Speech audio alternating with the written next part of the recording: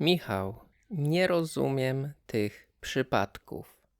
No dobra, w takim razie czas na przypadki, kochane przypadeczki. Kurs z przypadków. Jedziemy.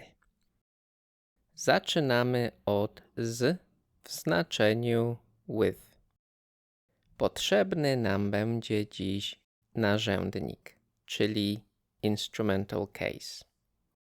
Rodzaj męski. Brat z bratem. Rodzaj żeński. Siostra z siostrą. Rodzaj nijaki. Dziecko z dzieckiem. Liczba mnoga. Rodzice z rodzicami. Uwaga, wyjątek, wyjąteczek. Rzeczowniki rodzaju męskiego zakończone na a. Kolega z kolegą. Teraz dodajemy mój. Mój brat z moim bratem. Moja siostra z moją siostrą. Moje dziecko z moim dzieckiem. Moi rodzice z moimi rodzicami. I uwaga, mój kolega z moim kolegą. Teraz dodajemy przymiotniki. Mój kochany brat z moim kochanym bratem.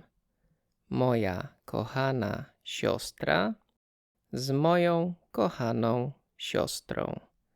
Moje kochane dziecko z moim kochanym dzieckiem. Moi kochani rodzice z moimi kochanymi rodzicami. No i oczywiście mój kochany kolega z moim kochanym kolegą. Jeżeli ktoś cię zapyta, z kim idziesz do kina, możesz powiedzieć z moją koleżanką. Z kim lecisz do Polski? Z moimi rodzicami. Z kim uczysz się języka polskiego? Z najlepszym nauczycielem na świecie, Michałem. Wystarczy przypadków na dziś.